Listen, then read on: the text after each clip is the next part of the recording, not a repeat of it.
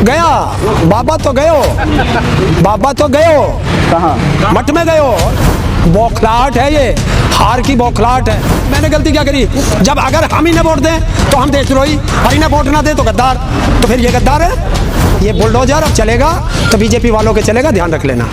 जो परंपरा तुमने चलाई है उस परंपरा। प्रदेश के वोटरों को बहुत बहुत धन्यवाद कि उन्होंने महंगाई के मुद्दे पर, बेरोजगारी के मुद्दे पर, किसानों के मुद्दे पर, शिक्षा के मुद्दे पर, स्वास्थ्य के मुद्दे पर, रोजगार के मुद्दे पर आज वोटिंग की। आप जैसी वोटिंग चाहते थे वैसी हुई? हाँ बिल्कुल वैसी हुई है। और चौथे चरण आते आते बीजेपी का सफाया निश्चित कर दिया जनता ने। जनता का धन्यवाद। नहीं तो वो तो कहते हैं कि मैं सफाया हो गया सपा वालों का। नहीं, ये तो वो तो कहने की बात है। जनता का जो मूड मिलता है वो ग्राउंड जीरो से मिलता है। वो चमचमाती कोठियों में बैठ के बात करते हैं और हम सड़कों पे रह करके बात करते हैं। तो वो भी तो सड़कों पे हैं। कौन है सड़कों पे? कैंपेनिंग डोर टू डोर चली है। वो ऊपर से ऊपर चलते हैं, हम जमीन से चलते हैं। लेकिन अभी तो सबसे ज़्यादा जो मुद्दा चल रहा है वो आतंकवाद को लेकर चल रहा है। समाजवादी जिस पार्टी की आप कैंपेनिंग कर रहे हैं, जिस पार्टी का सपोर्ट कर रहे हैं, उस पार्टी को बोला जाता है कि आतंकवाद को सपोर्ट करती है ये पार्टी। उनके पास 5 साल जो काम किया उसे बताने का उनके पास समय नहीं है। और जनता वो पूछती है, हम उनकी पिच पर नहीं जाएंगे। वो चुनाव को हिंदू मुस्लिम की तरफ ले जाना चाहते हैं, हम चुनाव को मुद्दों पर लाना चाहते हैं। चुनाव मुद्दों पर होगा। अब देश में नफरत की राजनीति नहीं चलेगी। वो अपने विकास गिनाते हैं लोगों को। हाँ, विकास गिनाओ ना। गंगा जो बह रही है। 5 साल उनका मैनिफेस्टो उठाओ। जो 5 साल पहले उन्होंने मैनिफेस्टो दिया था उसमें से एक वादा बताओ कौन सा पूरा किया। वो अपना काम गिनाते हैं तो उसमें राम मंदिर और धारा 370 की भी जिक्र करते हैं। ना हमें राम मंदिर से मतलब है, ना 370 से मतलब है। बच्चों को रोजगार से मतलब है, शिक्षा से मतलब है, स्वास्थ्य से मतलब है, महंगाई से मतलब है, और किसान को अपने मुद्दों से मतलब है। वो तो अब 12वीं करने के बाद में लैपटॉप भी देंगे। हाँ, 12वीं करने के बाद जब इंटर में आएंगे। ये होता है क्या? गृह मंत्री को ये भी नहीं पता कि 12वीं किसे कहते हैं और इंटर किसे कहते हैं। जब उनको ये नहीं पता गृह मंत्री को कि 86 लाख को 46 नहीं कहते, 86 कहते हैं, तो उनसे क्या उम्मीद करेंगे? जुबान फिसल जाती है, कभी कभी ध्यान इधर उधर हो जाता है। क्यों? बौखलाहट है ये, हार की बौखलाहट है।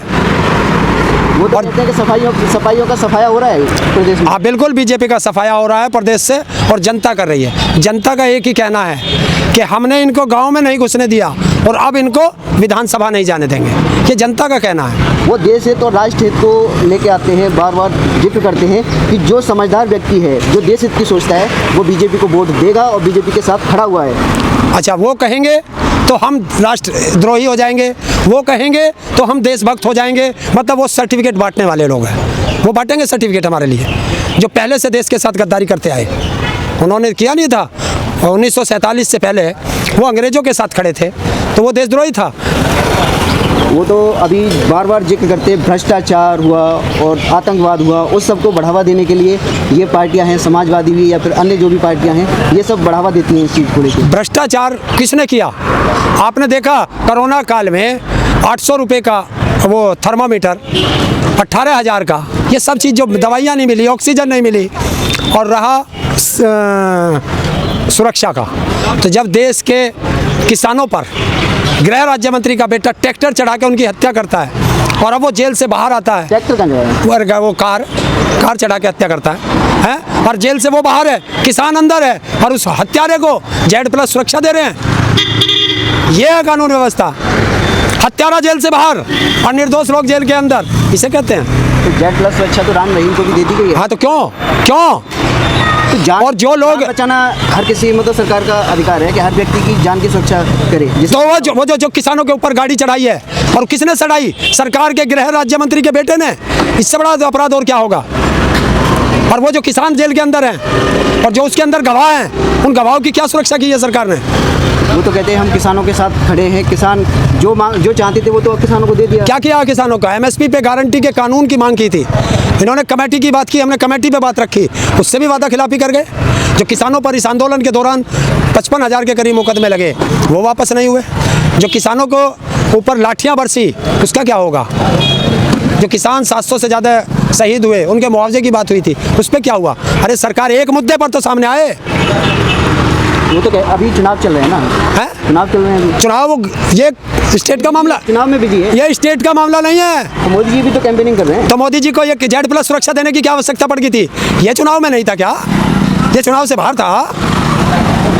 खतरा, किसी को भी खतरा होगा तो सुरक्षा को। अच्छा, किसानों को खतरा नहीं है, अपराधियों को खतरा है।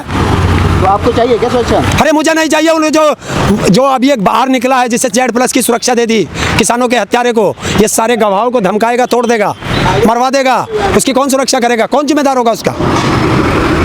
नहीं तो अब आपकी जब बातें मान ली, आपको आश्वासन दे दिया, तो थोड़े दिन रुकते आप विरोध कर रहे हो, आगे कैंपेनिंग कर रहे हो, चुनाव में मतलब प्रचार कर रहे हो खिलाफ में, तो ये आप चाहते हो कि आपकी सारी बातें भी मानी जाएं और आप उनके खिलाफ प्रचार भी करो? तो हमें गुलाम बना लो।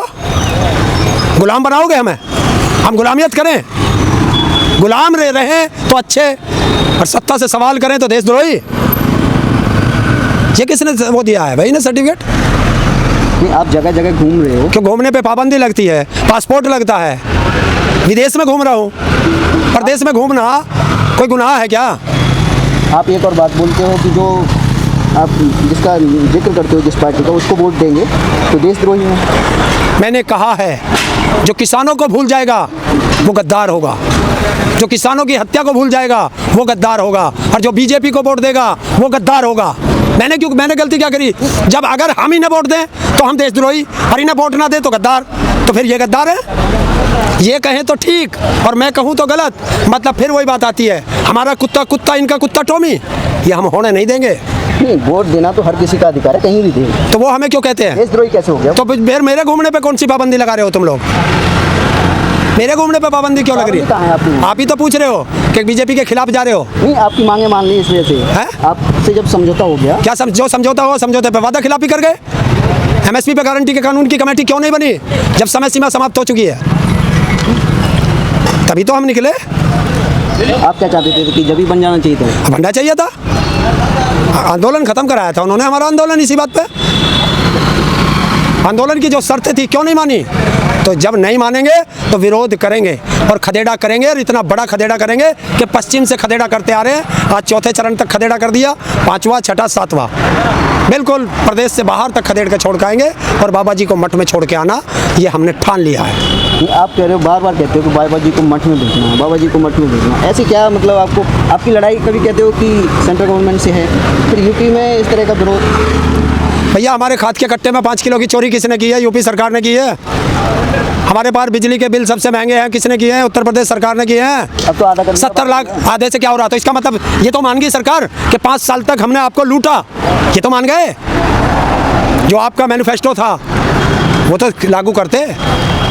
70 लाख इन रोजगार को, नौजवानों को रोजगार का वादा किया था आपने, कहाँ गया वो? बहनों की सुरक्षा की बात हुई थी, और बहनों की जो लुटेरे, इज्जत के लुटेरे, आप उनके साथ खड़े हो। वो कहते हैं कि जो यूपी में इस तरह का विकास हुआ, कानून व्यवस्था इतनी अच्छी रही कि जो गुंडे माफिया लोग हैं उनके सपने में बुलडोजर दिखाई देती। यार मुझे ये बताओ, टैनी के घर पे कद बुलडोजर चलेगा? मुझे ये बताओ, धनंजय सिंह जो सड़क पे क्रिकेट खेल रहा, पुलिस संरक्षण में, उसके घर का बुलडोजर चलेगा? बाबा जी, बुलडोजर का तेल खत्म हो गया हो तो हम किसान अपने ट्रैक्टर का तेल दे देंगे। है हिम्मत? है हिम्मत निष्पक्ष करने की? ये बुलडोजर अब चलेगा तो बीजेपी वालों के चलेगा, ध्यान रख लेना। 10 तारीख के बाद चल जाएगा। मतलब बदला लेने का है? जैसी करनी वैसी भरनी। जो तुम सरकारों को सिखा रहे हो, दूसरे राजनीतिक पार्टियों के खिलाफ तुम कर रहे हो, तो जब सत्ता में वे आएंगे क्या वो तुम्हारे साथ नहीं करेंगे? जो परंपरा तुमने चलाई है उस परंपरा के तुम पे भी एक दिन आएगा। जो खड्डा दूसरों के लिए खोदता है एक दिन उसमें खुद गिरता है, ये इनको बता देना। नहीं, आपको नहीं लगता गुंडा मुक्त सरकार है? अरे गुंडा कौन होता है? जिस तरह से वो कहते हैं कि अरे यार, माफिया नजर नहीं आते अगर में।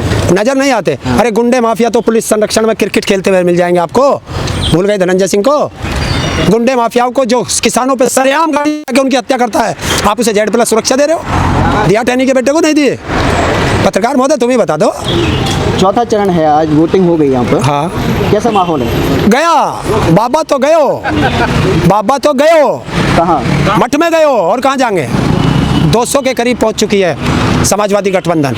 वो कहते हैं कि 70% अभी हमारे साथ हैं, 70% हमारे साथ हैं, 85% हमारे साथ हैं, 15% बीजेपी से नाराज हैं। तो कितना हुआ? 100 के 100% हमारे साथ हैं।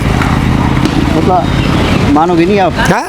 मानेंगे नहीं। वो हिंदू मुस्लिम पे ले जाने की कोशिश करेंगे, हम जाने नहीं देंगे। पहले दिन से कसम खाई है, जहाँ जहाँ ये नफरत फैलाएंगे उनके पीछे प्यार बांटने ये ताऊ आ जाएगा। ये तोड़ने का काम करेंगे, हम जोड़ने का काम करेंगे। हिंदू मुस्लिम प्रदेश में होने नहीं देंगे, जाति धर्म पे चुनाव होने नहीं देंगे। चुनाव होगा शिक्षा पे, स्वास्थ्य पे, बेरोजगारी पे, महंगाई पे और किसानों के मुद्दे पर। गुस्सा बहुत है, खेला होगा ये चुनाव। खदेड़ा होगा।